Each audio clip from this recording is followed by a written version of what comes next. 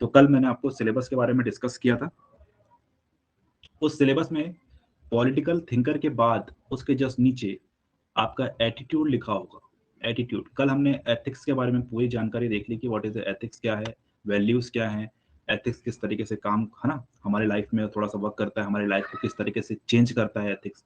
इन सब सारी चीज़ों को हमने देख लिया। आज हम लोग देखेंगे एटीट्यूड और बहुत आराम से चीज़ों को पढ़ेंगे। भले से टाइम लग जाए बट एक बार आप अपन चीज़ों को समझ लिए तो क्या हो जाएगा, हमारे एक कॉन्सेप्ट अच्छा डेवलप हो जाएगा। ओके, तो एटीट्यूड यानी कि इसको हिंदी में बोलते हैं मनोवृत्ति। आपके सिलेबस में होगा एटीट्यूड यानी कि मनोवृत्ति। मनोवृत्ति में अगर है ना, तो अगर वो ना दिखे आपको प्रिंट, तो आप प्लीज बता देना मेरे को, अपना माइक को ऑन कर देना और मुझे बोल देना।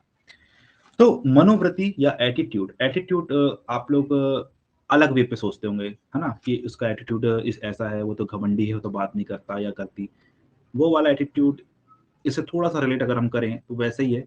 बट यहाँ पे जो एटीट्यूड है ना, यानी कि मनोवृत्ति है, वो आपके विश्वास पर डिपेंड करती है, आपके बिलीफ पर डिपेंड करेगी कि आप किसी के प्रति कैसा विश्वास रखते हैं। आपको जब किसी के मतलब किसी भी इंसान के ऊपर जब आपको विश्वास होता है, या किसी भी चीज पर, किसी या इवन आपका खाने पीने की चीज क्यों ना हो, अगर आपको उस पर भी विश्वास है, तब आपके अंदर एक मनोवृत्ति यानी कि एटीट्यूड आएगा माइंड में कि ये मेरे को पसंद है कि नहीं पसंद है।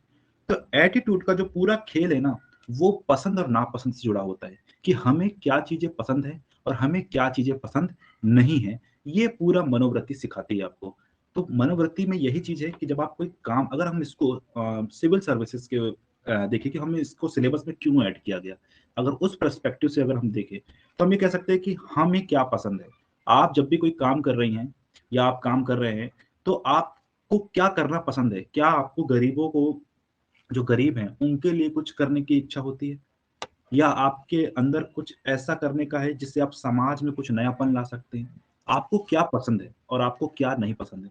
पता चला आपको ये पसंद है कि कोई चोरी कर रहा है, आपको बहुत मजा आ रहा है, ये आपकी पसंद है, ये आपकी एटीट्यूड है, तो आप भी चोरी करने लगेंगे। तो सीधी बात है कि ये एक ऐसा विश्वास है जिसके साथ हम अपने साथ उसकी पसंद और नापसंद को जोड़ते हैं, और उससे हमको ये पता चल जाता है कि वो इंसान का व्यवहार कैसा है।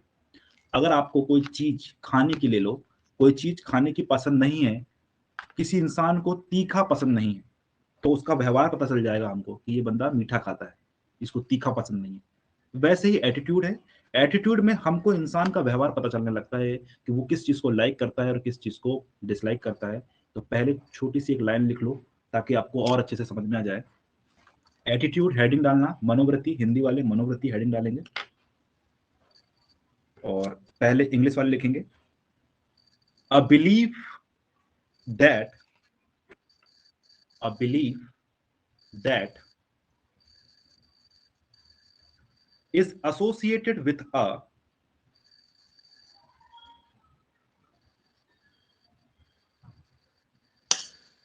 associated with a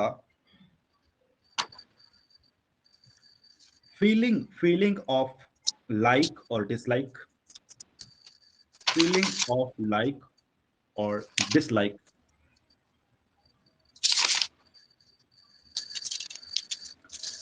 one who makes a one who makes a person behave,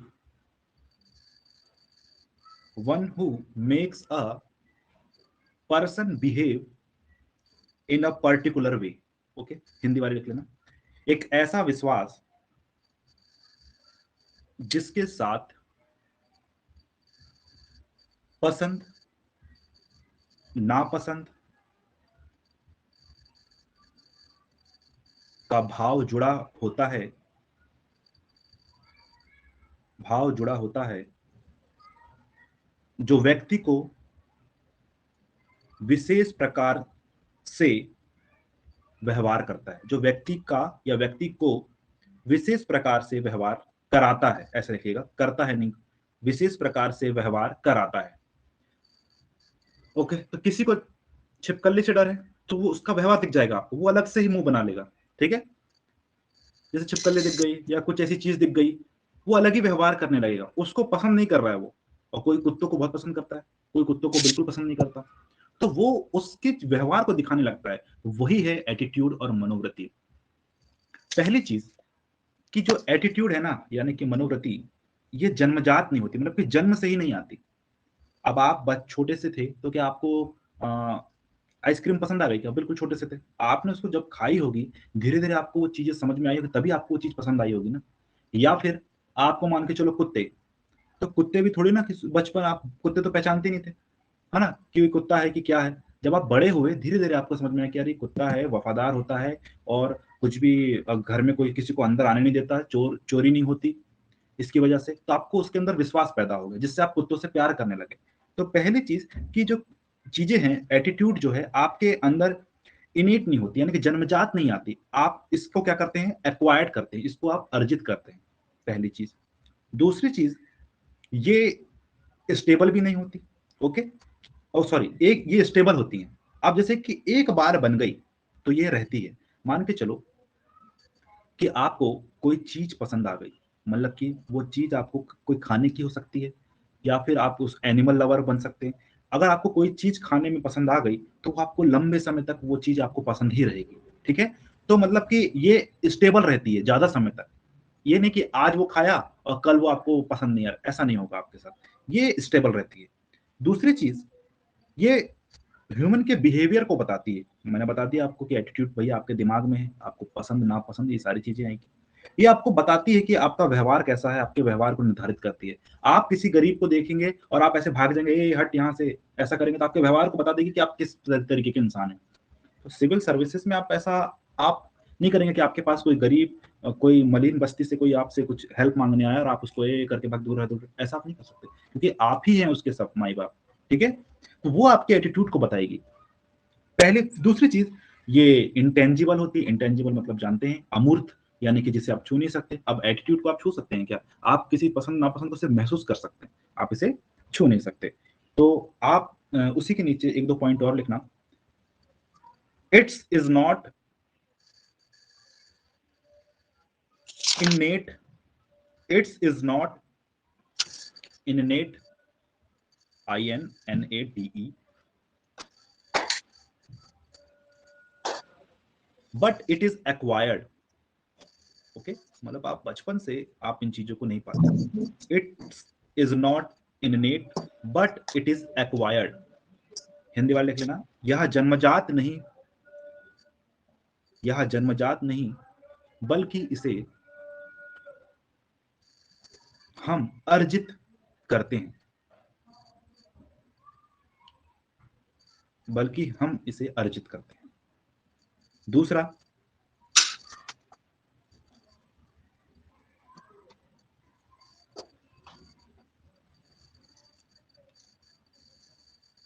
attitude, attitude is a stable, ये स्थायी होती हैं। दूसरा पॉइंट लिखेंगे, मनोवृत्तियां स्थायी होती हैं।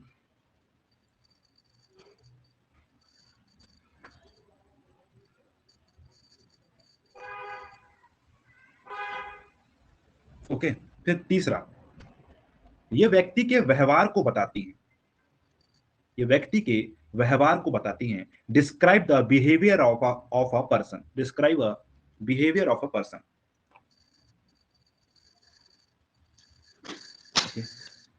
नेक्स्ट पॉइंट लिखना,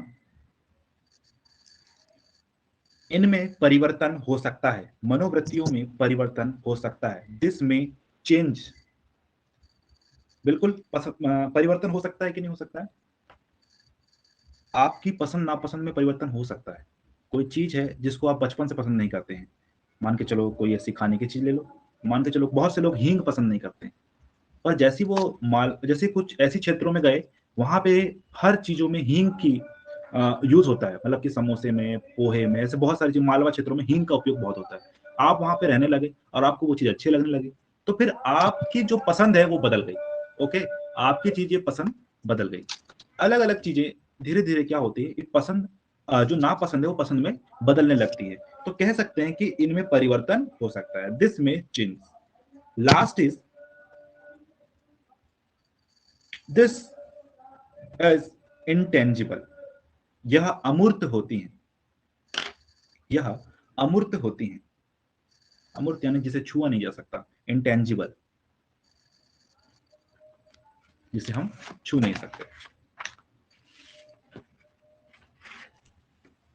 जिसे हम छू नहीं सकते।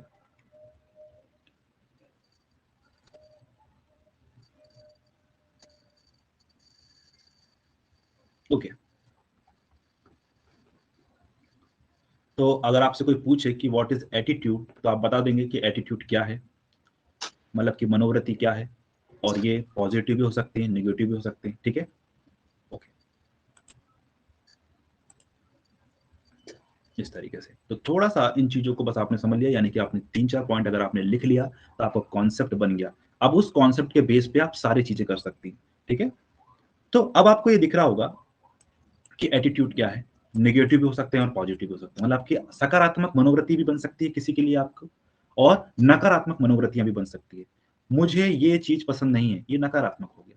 मुझे ये चीज पसंद है, सकारात्मक हो। कोई व्यक्ति है जो मोहल्ले में बहुत दारू पी के हल्ला करता है, तो आप के अंदर उसके प्रति नकारात्मक मनोवृत्तियां बन जाएगी, यानी कि नेगेटिव एटीट्यूड बनेगा। और कोई व्यक्ति है जो शांतिपूर्वक मोहल्ले में रहता है, सबसे घुल मिल के रहता है, तो उसके लिए आपके अंदर एक सकारात्मक यानी कि पॉजिटिव एटीट्यूड क्रिएट होगा, ठीक है। तो ये है आपका निगेटिव, इस तरीके से वो निगेटिव काम करने सोचने लगेगा, ठीक है। जैसे आप उस इंसान को देखोगे आपको गुस्सा आने लगेगी, कहां से आ गया ये, ठीक है। ओके, और जब कोई व्यक्ति को आप देखेंगे जिससे आपको देख के अच्छा लगता है, कोई इंसान होता है जिसे देखकर आपको अच्छा लगता है, या फिर कोई ऐसी चीज जिसे आप देख करके कुछ करना चाहते हैं, मान के चलो कोई सड़क पे कोई ऐसे बूढ़े माँ बाप हैं जो जिनके बच्चों ने उनको बाहर निकाल दिया घर से, तो उनके प्रति आपकी सकारात्मक मनोवृत्ति मतलब बनेगी किसके, बूढ़े माँ बाप के प्रति, पर उसके बेटे के प्रति आपकी नेगेटिव एटीट्यूड बनेगा, यानी कि नकारात्मक मनोवृत्ति। ओके, तो इस तरीके से चीजें होती हैं, मैंने आपको चीजें बता दिया। अब यहां पे देखने वाली बात यह है कि पॉजिटिव एटीट्यूड और नेगेटिव एटीट्यूड, यानी कि सकारात्मक मनोवृत्ति और नकारात्मक मनोवृत्ति किस तरीके से बन सकती है। अगर आप आशावादी हैं, मतलब आप सोचते हैं कि मैं कुछ कर सकता हूं अपने जीवन में, आपके अंदर परसिस्टेंस है, यानी कि दृढ़ता है किसी चीज को करने के लिए, जैसे कि जो आप तैयारी कर रहे हैं उसे आप किसी भी हाल में निकालना चाहते हैं, तो आपके अंदर की वो पॉजिटिव एटीट्यूड है। किसी भी तरीके से आपको आशा है कि मैं अपने घर वालों के लिए उनका नाम रोशन करना चाहती हूँ या कर सकती हूँ, उनके लिए बहुत कुछ कर सकती हूँ, तो ये आपका पॉजिटिव एटीट्यूड है। और एक होता है निगेटिव एटीट्यूड, है ना, निराशावादी, यानी कि पेसिमिज्म, यानी कि कुछ लोग ऐसे होते होंगे कि हमेशा वो रोना गाते रहते होंगे आपके सामने, अरे यार मेरे से तो नहीं हो पाएगा, ये तो क्या कर रही है, ये जिस तरीके से भी आपको डिमोटिवेट वो करते हैं, उनका एटीट्यूड किस तरीके से होगा, निगेटिव एटीट्यूड। तो ऐसे लोग से तो भैया आप दूर ही रहेंगे, ऐसे लोगों से आप मिलना बिल्कुल पसंद नहीं करेंगे कि जो एकदम निगेटिव एटीट्यूड की तरह वो वर्क करेंगे। फिर क्या लिखा है भैया कि आपका सहिष्णु, यानी कि टोलरेंट, टोलरेंट तो सुना होगा आपने, और फिर इनटोलरेंट ये भी आपने सुन रखा होगा। ओके, टोलरेंट और इनटोलरेंट। टोलरेंट क्या बोलता है, सहिष्णु यानी कि सभी लोगों के समान आदर करना। आप एक ऐसे इंसान हैं, आप एक ऐसी सर्विसेज में जाने वाले हैं कि आप सभी लोगों का क्या करना चाहते हैं, रिस्पेक्ट करना करना पड़ेगा आपको, क्योंकि आप वहां के राजा हैं, राजा होता है जिला का, और आप जब राजा रहेंगे तो सभी जिलों के लोगों की आपको क्या करनी होगी, उसकी सभी लोगों को समान, सभी लोगों का आदर आपको करना होगा, सभी धर्मों का आपको रिस्पेक्ट करनी होगी, उससे हम टोलरेंट कह सकते हैं। और इनटॉलरेंट मतलब कि पर्टिकुलर एक किसी आपको क्या कर रहे हैं, आप एक पर्टिकुलर एक लोग को आप बहुत पसंद कर रहे हैं, बाकी लोगों को आप ध्यान नहीं दे रहे हैं, पसंद नहीं कर रहे हैं, तो एक प्रकार से नेगेटिव एटीट्यूड्स क्रिएट करेगा मेरे मेरे अंदर आपके प्रति, क्योंकि आप इनटॉलरेंट हैं, ठीक है, इस तरीके से। फिर मॉडेस्ट यानी कि हम्बल, विनम्र, कुछ लोग बहुत शांति पूर्वक रहते हैं, चीजों को समझते हैं तब जाकर के कोई डिसीजन लेते हैं, तो उनका एटीट्यूड कैसा है, पॉजिटिव एटीट्यूड है। किसी के अंदर हीनता की भावना, श्रेष्ठता की भावना, कोई अपने आप को सुपीरियोरिटी समझता है। अब मैं अगर अपने आप को श्रेष्ठ समझने लगूं, सुपीरियोरिटी समझने लगूं, तो मेरा नेगेटिव एटीट्यूड यानी कि नेगेटिव इंपैक्ट पड़ेगा आपके आपके बीच में, आप मुझे गलत समझेंगे, आप मुझे ये समझेंगे कि ये कैसा इंसान है, ये बिल्कुल अपने आप को बहुत सुपीरियर समझ रहा है। तो ये चीजें हैं कि सुपीरियोरिटी क्या हो सकती है, है ना, इन्फीरियोरिटी क्या हो सकती है, आप किसी को हीन भावना से देख रहे हैं, आप किसी को छोटा समझ रहे हैं, तो वो निगेटिव एटीट्यूड का कारण बनेगा। फिर है आपका कोऑपरेटिव, अगर आप सहयोगी हैं, सभी को साथ लेकर के चलते हैं, सभी की हेल्प करते हैं, किसी को कोई प्रॉब्लम आ रही है तो उसके पास जाकर के उसकी चीजों को आप समझ रहे हैं, तो वो आपका पॉजिटिव यानी कि सकारात्मक मनोवृत्ति यानी कि सकारात्मक सोच है आपकी। आप उस चीज को, सोच की बात हो रही है, पूरा जो एटीट्यूड का खेल है वो सोच है, और उस सोच से आप किस चीज को पसंद करते हैं और किस चीज को नापसंद करते हैं। और हॉस्टिल यानी कि शत्रुतापूर्ण आप किसी चीज को देख रहे हैं, बहुत गुस्से से आप किसी को देख रहे हैं, तो ये भी आपका क्या है, नेगेटिव एटीट्यूड है। और हंसमुख है, कोई व्यक्ति हंसता रहता है, कोई व्यक्ति हमेशा हंस के बात करता है, ये नहीं कि पागल की तरह हंसने लगे, मतलब स्माइल करके वो हमेशा खुश रहता है, वो उसका पॉजिटिव एटीट्यूड होगा, आप उसकी तरफ खींचे चले आएंगे। और कुछ लोग होंगे हमेशा किसी ना किसी की निंदा ही करते रहेंगे कि वो ऐसा है, मेरी वजह से ऐसा, मतलब कि उसकी वजह से मेरा ऐसा हो गया, उसकी वजह से मेरा एग्जाम नहीं निकला, ऐसा, मतलब हर किसी के बारे में वो क्या करेंगे, हेट स्पीच वो देना चालू कर देंगे, तो वो नेगेटिव एटीट्यूड कहलाएगा। तो ये चीजें हैं कि पॉजिटिव क्या मनोवृत्तियां क्या हो सकती हैं, नकारात्मक मनोवृत्ति क्या हो सकती है, इन चीजों के बारे में थोड़ा सा डिस्कस आप कर लेंगे। क्लियर है? कोई डाउट है? ओके। अब आप इसमें से बताइए कि ये ए वाला या बी वाला, इसमें से कौन सा पॉजिटिव एटीट्यूड है और नेगेटिव, आपको देख के क्या लग रहा है, आपके दिमाग में क्या चल रहा है इसको देख करके? पॉजिटिव आपके दिमाग में यही चला, आपके दिमाग में बहुत चीजें अच्छी चली कि हाँ ये पॉजिटिव एटीट्यूड है, ये निगेटिव एटीट्यूड है, ठीक है, ये भी निगेटिव एटीट्यूड है, आप किसी को हीन भावना से देख रहे हैं, आप किसी को छोटा समझ रहे हैं, ये कोऑपरेटिव एटीट्यूड वर्क करेगा, एकदम साथ में चल करके लोग काम कर रहे हैं। तो आप ये देख रहे हैं, आप किसी भी चीज को जैसे देख रहे हैं, आप किसी भी चीज को पढ़ रहे हैं या किसी भी चीज को खा रहे हैं या इवन कुछ भी कर रहे हैं, आपके अंदर उस ऑब्जेक्ट के लिए जरूर कोई ना कोई एटीट्यूड्स क्रिएट होगा या मनोवृत्ति बनेगी आपके लिए। ओके, तो ये चीजें हैं, थोड़ा सा आपको समझना है कि हम किस तरीके से आगे चल करके इन फ्यूचर जब वर्क करेंगे तो हमारे लिए कौन कौन से एटीट्यूड्स मायने रखते हैं, कौन सी चीज सही है और कौन सी चीज गलत है। अब मनोवृत्ति और मूल्य यानी कि वैल्यूज, इसमें क्या डिफरेंस है, इसको थोड़ा सा देखना है। कल मैंने आपको बताया था मूल्यों के बारे में, आपके खुद के मूल्य होंगे, मूल्य मतलब आपके सिद्धांत होंगे खुद के, कि मैं शाम को खाना खा लेता हूं, मैं हर दिन नहाता हूं, ये आपके मूल्य होंगे। मान के चलो, ऐसा एग्जाम्पल मैं बता रहा हूं आपके, ये आपके कोई ऐसे मूल्य होंगे कि आप बाहर का खाना खाना पसंद नहीं करते, आप सिर्फ घर का खाना खाते हैं, ये आपके मूल्य होंगे। और एक मनोवृत्ति जो आपकी सोच डेवलप होती है, आप पसंद करते हैं कि नापसंद करते हैं, आप बाहर का खाना पसंद करते हैं कि घर का खाना पसंद करते हैं, और ये तो अड़ जाएंगे अपने ऊपर कि मैं तो सिर्फ घर का ही खाना खाता हूं, ये मूल्य है उसके, ठीक है। तो ये कहता है एटीट्यूड यानी कि मनोवृत्ति कि क्या पसंद है और क्या नापसंद है, और मूल्य कहता है कि आपके लिए क्या महत्वपूर्ण है, what is important for you. Our beliefs और व्यूज, ये विश्वास और दृष्टिकोण को देखता है, ये भी वही चीज को देखता है, ठीक है। Subset of values, subset of attitude, ये वैल्यूज का सुपर सेट है, ठीक है। वैल्यूज एटीट्यूड्स में इंक्लूड हो जाती है, मतलब आपके मूल्य मनोवृत्ति में इंक्लूड हो जाते हैं। जैसे कि आपको खाना बाहर का पसंद, आप घर का ही खाना खाते हैं क्योंकि आपको बाहर का खाना पसंद नहीं है, ये वो कहना चाह रहा है। और ये है सबसेट ऑफ एटीट्यूड्स, ये इसके कुछ आपके इंटरफेयर हो सकते हैं, मनोवृत्तियों के मूल्यों में कुछ इंटरफेयर हो सकते हैं। जैसे कि आप ईमानदार लोगों को बहुत पसंद करते हैं, ठीक है, तो ये आपका पॉजिटिव एटीट्यूड है, आप ईमानदार लोगों को बहुत पसंद करते हैं, ये आपका पॉजिटिव एटीट्यूड है। और आपका मूल्य है कि मैं ईमानदार से रहूंगा, ईमानदारी का जीवन जीऊंगा, ये आपके मूल्य है। मेरी बात समझ में आ गई कि आप ईमानदार लोगों को पसंद करते हैं और ये आपका मूल्य है कि मैं ईमानदार हूं। ओके, कोई डाउट है यहाँ पे?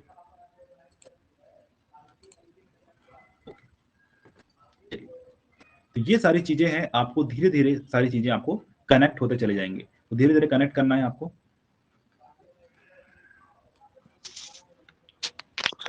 नेटवर्क बस सही रखना अपना।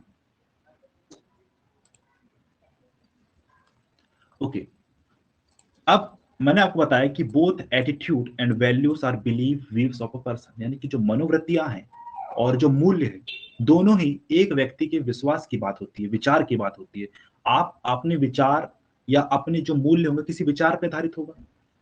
और however attitude is belief of a person toward something, मनोवृत्ति किसी व्यक्ति का कुछ के प्रति विश्वास होगा। मतलब कि आप किसी इंसान को पसंद करते हैं, वो इंसान कोऑपरेटिव है, तभी तो आप उस इंसान को पसंद करते हैं। आप अपने ही जैसा कोई इंसान ढूंढते हैं दोस्ती के लिए, क्योंकि आपके जैसे वैल्यूज और एटीट्यूड अगर मिलने लगेंगे तो आपकी दोस्ती हो जाएगी। कुछ उदाहरण कह सकते हैं कि मुझे मकड़ी से नफरत है, बिल्कुल, तो ये क्या है, वैल्यूज हैं। ओके, ये क्या है, आपके वैल्यूज हैं, वैल्यूज नहीं तो आपकी एटीट्यूड्स हैं, सॉरी ये आपके एटीट्यूड्स हैं। मुझे संतरे पसंद हैं, ये आपका पॉजिटिव एटीट्यूड है। अब ये नहीं कि मैं संतरा ही खाता हूं, जब मैं संतरा ही खाता हूं अगर हो गया तो ये आपके वैल्यूज हो गए। मुझे साइकिल पसंद है या मुझे कुछ ऐसी कारें पसंद है, किसी को लंबी कार पसंद है, किसी को छोटी कार पसंद है।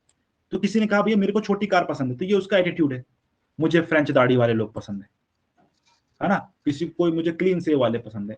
तो ये आपका खुद का एक मनोवृत्ति, खुद का एक विचार होगा। तो हम देख सकते हैं कि आप किसी चीज को क्या करते हैं, लाइक और डिसलाइक करते हैं। मूल्य भी क्या है, एक विश्वास ही है, क्योंकि आप उस चीज पर विश्वास करते हैं, ठीक है। लेकिन यह किसी भी चीज की और नहीं होता, मतलब कि मूल्य भी एक प्रकार से विश्वास ही है कि मैं शाम को खाना खा लेता हूं, ये आपका विश्वास है, तभी आप शाम को खाना खाते हैं और आपका मूल्य है, ठीक है। बट एटीट्यूड के बारे में वो दोनों ऐड हो जाते हैं, यानी कि मनोवृत्ति और मूल्य दोनों ही एक दूसरे के जुड़े हुए रहते हैं, ज्वाइंट रहते हैं, बस थोड़ा बहुत अंतर होता है इनमें, ओके। अब आपसे वो कभी क्वेश्चन कर सकता है कि एटीट्यूड के फॉर्मेशन के लिए कौन कौन से फैक्टर इन्फ्लुएंस करते हैं, यानी कि मनोवृत्ति के निर्माण को प्रभावित करने वाले कारक कौन कौन से हो सकते हैं। आप कोई मनोवृत्ति बना रहे हैं, उसको कौन कौन सी चीजें प्रभावित कर सकती हैं, कौन कौन सी चीजें इफेक्ट डाल सकती हैं, ओके। तो यहाँ पे है कि मनोवृत्ति निर्माण को प्रभावित करने वाले कारक, factor influencing the attitude the formation. अब आपकी पसंद और नापसंद को कुछ प्रभावित करेंगे लोग। कभी कभार क्या होता है, आप किसी चीज को बहुत पसंद करते हैं, वो आपके स्वास्थ्य के लिए हानिकारक, मतलब लोग क्या करते हैं, दारू पीते हैं, पर वो स्वास्थ्य के लिए क्या है, हानिकारक है। तो वो क्या है, आप कोई व्यक्ति अगर आपके पास आया और उसको समझाया कि भैया देखो ऐसा है, ये गलत बात है, इसको मत करना चाहिए, हमारे रिश्तेदार में इसके साथ ऐसा हो गया वैसा हो गया, ये सारी चीजें बातें बताएगा, तो उसके अंदर वो सोच डेवलप होने लगेगी कि यार ये तो सही बोल रहा है, मुझे छोड़ना पड़ेगा। तो वो क्या करता है, एक पर्टिकुलर टाइम पर उन चीजों को छोड़ देता है। तो इसकी जो मनोवृत्ति बनी थी दारू के प्रति, वो पहले उसको बहुत पसंद करता था दारू को, तो बाद में वो ड्रिंक करना बंद कर दिया, उसने किसी चीज को देख लिया। पर यहाँ पे मैं देख रहा हूँ कि आपके अंदर जो मनोवृत्ति है, जो एटीट्यूड है, वो किस प्रकार से बन रहे हैं या किस प्रकार से उसको इफेक्ट डाला जा रहा है। तो पहली चीज है कि जो फैमिली है और स्कूल का जो माहौल है, वो बता देता है कि आप किस जगह से आए। कहते हैं ना कि आपका जो व्यवहार है, आपका बिहेवियर बता देता है कि आप किस फैमिली से बिलोंग करते हैं। कोई लोग बचपन से ही गाली गलौज करने लगते हैं, तो समझ में आ जाता है, क्योंकि घर में गाली बकते होंगे, इस वजह से वो बच्चे भी गाली बकने लगते हैं, ओके। और किसी घर में आप तुम के नीचे बात नहीं होती, तो उनको समझ में आता है कि वहां का व्यवहार, उनके परिवार का माहौल कैसे हो। तो जैसे कि परिवार और स्कूल बहुत ज्यादा इफेक्ट करते हैं। परिवार और स्कूल क्या होता है, बहुत ही ज्यादा इफेक्ट करते हैं हमारे जो भी सोच है, जिसके प्रति हम पसंद करते हैं। जैसे कि घर में बताया गया कि भैया ये जो चोरी करना है ना, वो ठीक बात नहीं है। चोरी करने से आपको लोग चोर बोलेंगे, आपकी बदनामी होगी, है ना। तो आपके अंदर में मन में बैठ गया चोरी के प्रति आपके अंदर मन में बैठ गया कि ये गलत बात है। फिर एक दिन क्या हुआ, आप खेल के आते हैं और आप बिना हाथ धोए खाना खाने बैठ जाते हैं। तो आपकी मम्मी बोलती है कि भैया पहले हाथ धो फिर खाना मिलेगा, क्योंकि गंदे हाथ से आपके क्या होगा कि जो भी कीटाणु है वो आपके अंदर चले जाएंगे। तो इसके अंदर आपके अंदर एक वो बना, एटीट्यूड बना कि भैया अब आप जब तक आप बूढ़े नहीं हो जाते, जब तक आप मर नहीं जाते, तब तक आप हाथ धो करके ही खाना खाना पसंद करेंगे। ये आपके अंदर एटीट्यूड बन गया, ठीक है। बट पहले के लोग या अभी भी कुछ लोग बिना हाथ धोए खाना खा लेते हैं। पर जब कोरोना आया, तो कोरोना को लेकर के इतना ज्यादा न्यूज आई, इतना ज्यादा एडवर्टाइजमेंट हुआ, इतना ज्यादा चीजें बताई कि हाथ धो करके सैनिटाइजर से आपको हाथ धोना है, ना अच्छे से 20 सेकंड, आपको 10 सेकंड हाथ धोना है, तब जाकर के आप खाना खाइए, कुछ खाइए, कुछ पकड़िए। तो आपके अंदर एक सोच बैठ गई, और आज भी वो सोच डेवलप है। आप सैनिटाइजर का यूज करते हैं और हैंड वॉश करके ही कोई काम या खाना करते हैं, खाते हैं, ये अंदर है। फिर आपके स्कूल में ही आपको सिखाया गया होगा कि, या परिवार में भी सिखाया गया है कि भैया गंदे कपड़े पहनना ठीक नहीं, गंदे कपड़े पहनने से लोग मुझसे दूर भागेंगे। तो आप अभी तक गंदे कपड़े नहीं पहनते, ठीक है, आप अच्छे कपड़े ही पहनते हैं। स्कूल में आपको सिखाया गया होगा कि भैया नाखून काट लो। आपके रोज नाखून देखते होंगे कि इसके किसी के नाखून तो नहीं बड़े हैं, कोई कोई बड़े बड़े नाखून कर लेता है और उसी से खाना खाता है, ठीक है। तो ये एटीट्यूड्स इस तरीके से क्रिएट होते हैं, और आपके परिवार और स्कूल आपको एक अच्छी चीज सिखाता है कि आप किस तरीके से आने वाले लाइफ को जिएंगे, और आप जब समाज में जाएंगे तो एक अच्छे इंसान बन करके आप निकलेंगे। ठीक है, पहला पॉइंट तो ये हो गया कि भैया मनोवृत्ति में जो इफेक्ट डालती है फैमिली एंड स्कूल एनवायरनमेंट बहुत ज्यादा इफेक्ट करता है। आपकी सोसाइटी, आपका मोहल्ला बहुत ज्यादा इफेक्ट करता है। ठीक है, पता चला उस मोहल्ले में पूरे पूरे बदमाश लड़के लोग रहते हैं या बदमाश लोग रहते हैं, तो आप भी वैसे ही बन जाएंगे बचपन से ही, है ना। बचपन से गुटखा पान मसाला ये सब सारी चीजें आप खाने पीने लगेंगे। फिर रेफरेंस यानी कि संदर्भ समूह, रेफरेंस ग्रुप यानी कि संदर्भ समूह, ग्रुप्स यानी कि किसी पर्टिकुलर किसी कास्ट का ग्रुप हो सकता है, किसी धर्म का ग्रुप हो सकता है, या किसी भी चीज का ग्रुप होगा। वो क्या करेगा, जैसे कि मान के चलो कोई रिलीजियस ग्रुप है, अभी बहुत फेमस हो गए हैं, एक उनका नाम याद नहीं आ रहा है, वो जिनके जिनके बेटे लोगों ने उनकी माओ को बाहर छोड़ दिया है, वो अपने आश्रम में उनको रखते हैं। ठीक है, तो वो धार्मिक तरीके से चीजों को बताते हैं कि भैया अपने बूढ़े माँ बाप की सेवा कीजिए, उनको बाहर मत ऐसे छोड़ दीजिए आप, है ना। और फिर हमारा रिलीजियस बताता है कि भैया दान देना एक अच्छी बात है, दान दीजिए। कुछ लोग कहते हैं कि, है ना, गौ रक्षा कीजिए। ये सारी चीजें आपके अंदर धीरे धीरे आने लगती है और धीरे धीरे आप उस एटीट्यूड में उसको चीजों को पसंद करने लगते हैं, और आप जो आपका जो धर्म कहता है आप उसी धर्म के अनुसार चलने लगते हैं। फिर आपके ही समूह में किसी समूह ने ये बोल दिया कि भैया दहेज लेना गलत बात है। ठीक है, और जिसने दहेज लिया उसको हम क्या करेंगे, फाइन लगाएंगे। तो अब आप डर गए, पहले आप दहेज लेते थे, तो आपके जो दहेज लेने वाला जो एटीट्यूड था, आप दहेज लेना पसंद करते थे, और जब आपको पता चला कि भैया गवर्नमेंट ने इस पर बैन लगा दिया है, गवर्नमेंट ने बोला है कि दहेज जो लेगा उसको जेल में डाल देंगे, तो आपका एटीट्यूड चेंज हो गया। ठीक है, और फिर लोगों से आपने सुना कि भैया दहेज लेना ठीक बात नहीं है, तो धीरे धीरे चीजें एटीट्यूड चेंज होने लगता है। मान के चलो अब एटीट्यूड किस तरीके से चेंज कराते हैं, और भी तरीके से चेंज होता है एटीट्यूड। लोग पहले बाहर जाते थे, खेत में जाते थे, है ना, शौच करने, मतलब कि खेत में ओपन डेफिकेशन जो सिस्टम था वो होता था। तो अब धीरे धीरे क्या हुआ, सरकार ने आपके अंदर वो सोच लेकर के आई एडवर्टीजमेंट से, आपके एटीट्यूड को चेंज किया। आपके एटीट्यूड को किस तरीके से चेंज किया, एडवर्टाइज लेकर के कि भैया बाहर मत जाओ, बीमारियां होती हैं, घर पर रख करो, या जो भी सारी चीजें हैं आपको घर पे ही करना है। तो ये क्या है, एक रेफरेंस तरीके से काम करती है सारी चीजें। ठीक है, तो आपको रेफरेंस ग्रुप भी आपके एटीट्यूड को इफेक्ट करता है, संदर्भ समूह को जो है वो इफेक्ट करता है। ये देखो ये लोग हैं पूरे, वो बताएंगे आपको, कुछ अच्छे रहेंगे कुछ बुरे रहेंगे सारी चीजें।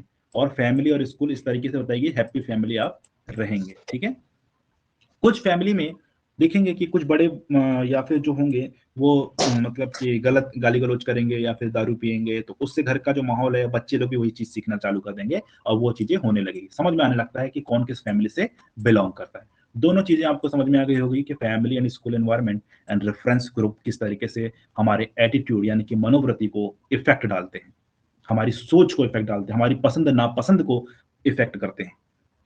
फिर है व्यक्तिगत अनुभव। व्यक्तिगत अनुभव क्या हो सकता है, मान के चलो आप पर्स, व्यक्तिगत अनुभव कैसे होगा, रेफरेंस ग्रुप में मैं एक चीज और बता दूं, संदर्भ समूह में एक चीज और मैं बता दूं कि लोगों को पहले मान के चलो किसी पर्टिकुलर इंसान को कोई चीज पसंद नहीं है। पहले टीवी में एक बाबा जी आते थे, निर्मल बाबा जी। ठीक है, तो निर्मल बाबा जी क्या बोलते थे कि भैया काला पर्स खरीद लो और काला पर्स रखो, तो पैसे आएंगे, बढ़ेंगे, आपकी आपकी क्या होगी, इनकम बढ़ेगी।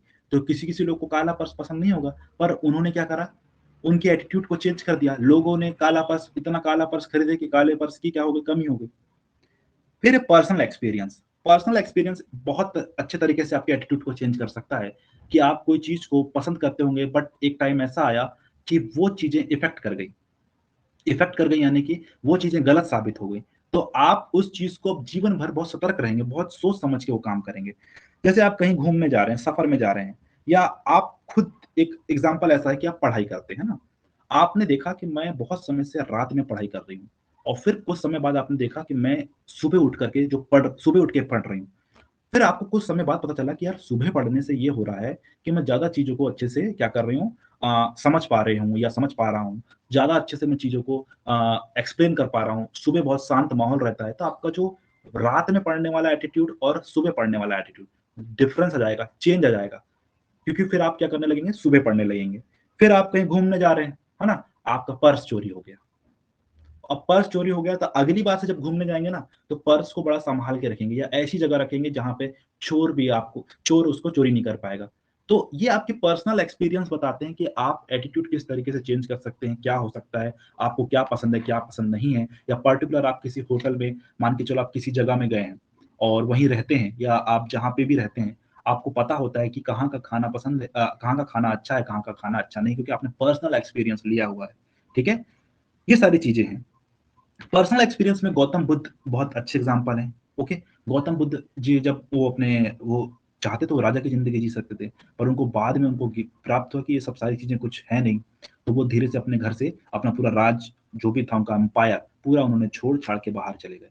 और फिर उन्होंने उनको थोड़ा सा उनको ज्ञान की प्राप्ति हुई। ज्ञान की प्राप्ति से उन्होंने जाना कि भैया ये सारी चीजें जो है ना, सुख और दुख ये अलग मैटर है ना। सभी सुखों का कारण दुख होता है, दुख के बाद ही क्या होता है, सुख आता है। उनका कहना है, मतलब उन्होंने पर्सनल एक्सपीरियंस इस तरीके से आपके साथ बताया।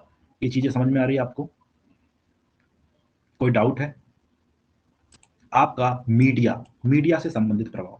अब आप न्यूज चैनल देखते हैं, मान के चलो ऐसे आजकल के बहुत न्यूज चैनल हैं जिससे इतना इफेक्ट पड़ जाता है, इतना इफेक्ट पड़ जाता है कि पूछो मत। अब आप कोरोना के टाइम पे, जब फर्स्ट टाइम कोरोना आया था, तो न्यूज वालों से, कोरोना से ज्यादा तो न्यूज वालों से हम डर गए थे। वो इतना डराते थे, इतना डराते थे कि डर लगने लग गया था कि हम घर की चीजों को छूने में हमको डर लगने लग गया था, कहीं इसमें तो कोरोना नहीं है, कहीं उसमें तो नहीं है, थोड़ा सा ना थोड़ी सी नाक बही कि नहीं कोरोना तो नहीं है, मतलब हम इतने डर गए थे। तो मीडिया कभी कभार इतना ज्यादा इंपैक्ट डालती है, आपकी सोच को एकदम चेंज कर देती है।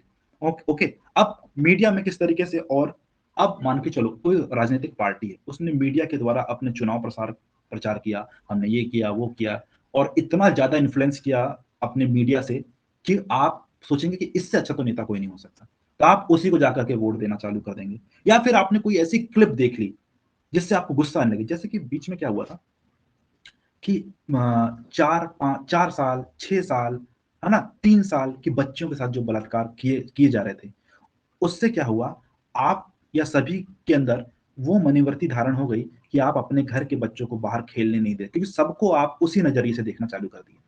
तो ये आपका एटीट्यूड उनके लिए नेगेटिव बना।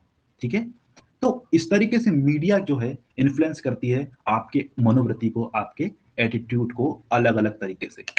ओके, तो इस तरीके से अगर आपसे पूछा जाए कि मनोवृत्ति निर्माण को प्रभावित करने वाले ऐसे कौन कौन से कारक हैं, कौन कौन से फैक्टर हैं, तो आप बता सकते हैं कि family and school, reference group, personal experience, media related influence. इतनी सारी चीजें अगर आपने लिख दिया, आपके नंबर आपको मिल जाएंगे। पर और कितने सिंपल से आप उसको, जो भी मैंने आपको समझाया हूं, बस उसको अपने दिमाग में रखना और उसी तरीके से लिखना है। कोई किताबी भाषा में नहीं लिखना है, बुक की भाषा में नहीं लिखना है। बुक की भाषा बहुत कॉम्प्लिकेटेड होती है, उसको अगर आप लिखेंगे तो उसको भी समझ में आना चाहिए। आप अपनी भाषा में अपनी चीजों को और धीरे धीरे अपने इजी वे पे आपको चीजें लिखनी होती है। अब हम देख रहे हैं कि मनोवृत्तियां की कौन कौन सी चीजें हैं, क्या क्या मनोवृत्तियां किस तरीके से काम करती हैं। एक होता है कॉग्निटिव, एक होता है अफेक्टिव, और एक होता है बिहेवियर। मतलब कि जो पसंद नापसंद है ना, वो इस तरीके से जानी जा सकती है। कॉग्निटिव का मतलब होता है संज्ञानात्मक, और अफेक्टिव का मतलब होता है प्रभाव, और बिहेवियर का मतलब होता है व्यवहार। ठीक है, तो संज्ञान, अब ये सांप है, अब आपको पता है। देखो, कॉग्निटिव का मतलब होता है किसी चीज के बारे में आपको जानकारी होना।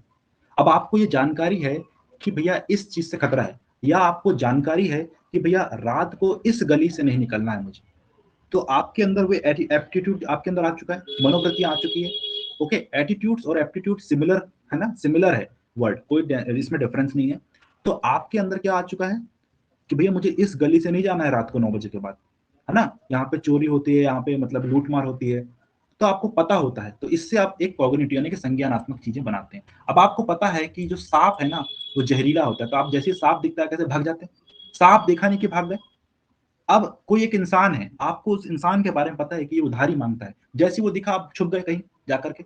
आप उसके प्रति एक एटीट्यूड बना, क्योंकि आप उसके बारे में जानते हैं। ठीक है, इसलिए आप छुप रहे हैं, आपको उसके बारे में नॉलेज है। ओके, और एक होता है प्रभाव। जैसे आपको ये पता चल गया कि जो सांप है ना, वो जहरीला होता है, इसलिए आप उससे नकारात्मक यानी कि नेगेटिव एटीट्यूड बनाते हैं, और उसी सांप को देखकर आप डर गए। डर गए मतलब मैं सांप से डरता हूँ। एक फीलिंग होती है, फीलिंग मतलब आप उसको देख करके किस तरीके से अफेक्ट होते हैं। अब देखो, लड़कियां लोग वो गुपचुप को देख करके एकदम खुश हो जाती हैं, वो गुपचुप, तो वो उनका एटीट्यूड है, पॉजिटिव एटीट्यूड है गुपचुप के प्रति। पर यहाँ पे सांप के प्रति आपका कैसा रहेगा, डर रहेगा आपके अंदर। ये अफेक्टिव काम करता है, यानी कि प्रभाव, आप किस तरीके से आपका प्रभाव होता है। अब बिहेवियर, आपका व्यवहार, अब आपने सांप देखा और आपका व्यवहार के, आप डरे और आपका व्यवहार क्या था, भागने का, वहां से भाग गए, वहां सांप को देखकर बताए भी नहीं कि सांप कहाँ छुपा है, भाग गए वहां से। ये आपका बिहेवियर। समझ में आया? तीनों चीजें समझ में आई आपको किस तरीके से ये इंपैक्ट करती हैं? Okay. Cognitive knowledge and belief, यानी कि संज्ञानात्मक ज्ञान और विश्वास। जब when you form an opinion, है ना, opinion from available information, that is okay, that is cognitive attitude. जब आप किसी के बारे में जान लेते हैं, जब आप किसी के बारे में जान लेते हैं और उसके बाद आप जो एक्शन करते हैं, वो आपका कॉग्निटिव। किसी को किसी चीज के बारे में सुनते ही गुस्सा आ जाती है, वो कॉग्निटिव नॉलेज की बात कहेगा, ठीक है, सुनते ही गुस्सा आ गया। यू आर फार्मिंग ऑन, है ना, opinion about humans, then you may end up, है ना। तो क्या बोलता है ये कि, है ना, स्टीरियोटाइपिंग, ये रूढ़िवादी है, इसका मतलब होता है जो पुराने सोच के होते हैं। जब आप मनुष्य के बारे में कोई राय बना रहे हैं तो आप रूढ़िवादिता को समाप्त कर सकते हैं। मान के चलो पुराने ख्यालात को आप समाप्त कर सकते हैं, जैसे कि मैं पहले बहुत बुरा था, ठीक है, पर आपके सामने जब मैं आया, आपको मेरे बारे में पता चला कि मैं तो बुरा था पहले, तो आप मुझसे पहले नेगेटिव एटीट्यूड क्रिएट करेंगे। पर आप धीरे धीरे जब मैं आ, एक अच्छा इंसान बनने की कोशिश किया, तो आपके अंदर मेरे प्रति पॉजिटिव एटीट्यूड क्रिएट होगा और आप पुरानी चीजों को भूल जाएंगे। समझ में आ रही है? तो ये है आपका, अगर आपसे सीधे सिंपल पूछे कि what is a cognitive knowledge and belief, तो कह देना कि भैया जिसके बारे में हमको इंफॉर्मेशन हो वही क्या कहलाता है, कॉग्निटिव नॉलेज। अब एग्जाम्पल क्या है, यदि कोई व्यक्ति सांप को देखता है तो उसके प्रति पॉजिटिव कॉग्निशन आएगा, उन्हें मारने के लिए नहीं, बल्कि वह जैव विविधता का हिस्सा है, पॉजिटिव एटीट्यूड। अब वो उसके बारे में सोचेगा, आप उसके बारे में जानते हैं सांप के बारे में कि भैया सांप क्या है, उस सांप को उसने देखा, और उसके बारे में आप, अगर आपको पॉजिटिव अनुभूति फील करना है, यानी कि पॉजिटिव नॉलेज लेकर के आना है, पॉजिटिव एटीट्यूड लेकर के आना है, तो आप उसको मारोगे नहीं, आप उसको ये कहोगे कि भैया ये तो बायोडाइवर्सिटी का हिस्सा है ना, ये इसको हम भगवान के रूप में पूछते हैं, शिव जी, है ना, उसके रूप में पूछते हैं, तो हम इसको मारेंगे नहीं। और नकारात्मक, सांप खतरनाक होते हैं, आप नकारात्मक निगेटिव, आप बोलेंगे सांप भैया बहुत खतरनाक होते हैं, इनको तो मार देना चाहिए। और कुछ लोग होते हैं न्यूट्रल लोग, neither kill them nor worship, उन्हें ना मारे और ना ही उनकी पूजा करें, इस तरीके के वो लोग, कुछ लोग होते हैं। तो इस तरीके से सांप को देख करके हम तीन तरीके की अपन सोच बना सकते हैं, सोच को डेवलप कर सकते हैं, तीन तरीके की चीजों को हम क्या कर सकते हैं, बना सकते हैं। यहां तक क्लियर है? कोई डाउट है? ओके। एक होता है, आपको मैंने अभी बताया कि मनोवृत्ति का प्रभावी घटक, affective component of attitude. Okay, इसमें क्या करते हैं हम, भावनात्मक, यानी कि affective component deals with the emotional aspect of the attitude, that is moods, feeling associated with the target subject, result of the past life of experience, longer period in life। आप एक प्रभाव में इंपैक्ट होते हैं, मतलब कि वो सांप ने अगर आपको काटा होगा तो आप उसके प्रति एक अलग ही क्या बनाएंगे, एक इमेज बनाएंगे। और क्या होगा, आप क्योंकि आपके जो पास्ट लाइफ में जो चीजें हुई उस सांप से, जिस आपके काटने से आपको पता चल गया कि भैया पास्ट लाइफ में क्या होता है, इस तरीके। अब जैसे कि छोटा बच्चा, अब भैया उसको पता नहीं कि दूध को, जो गर्म दूध है, उसने उसने पी लिया, तो उसको पता चल गया कि यार ये तो गर्म दूध था, मेरा मुंह जल गया। फिर वो उसको ठंडी चीज भी दोगे ना, तो वो चीजों को वो क्या करेगा, फूक फूक के पिएगा। तो ये अफेक्टिव कंपोनेंट है, आपके अंदर प्रभाव डाला था वो चीज, धीरे चीजें, ठीक है। ओके, ये चीजें समझ में आया आपको?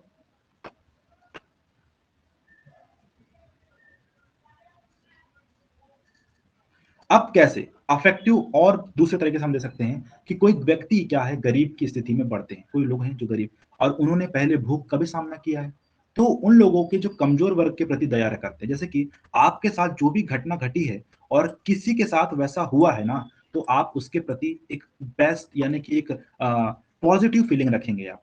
पर अगर आपके साथ बुरा हो गया, मान के चलो, अब आपके साथ किसी कोचिंग में बुरा हो गया, तब आप हर कोचिंग को दोष देना चालू करेंगे।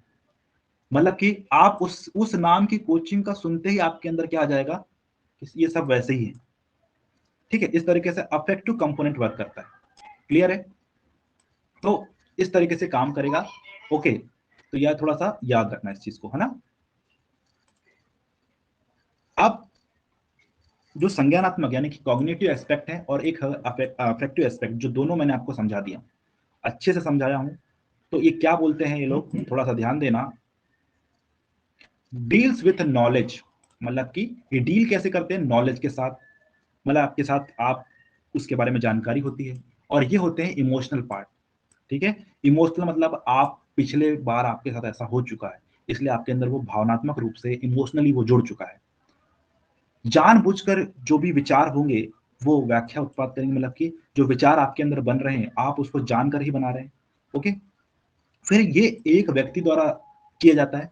इसको एक व्यक्ति उसके बारे में क्या ज्ञान रखता है, आप किसी के बारे में आप गलत धारणा बना के रखें, किसी के बारे में आप गलत वो चीजें रखे हुए हैं, नॉलेज रखे हुए हैं, तो इससे क्या होता है, उसके बारे में आप गलत ही हमेशा सोचते रहेंगे। ठीक है, अब कोई डाउट है यहाँ तक किसी को यहाँ पर?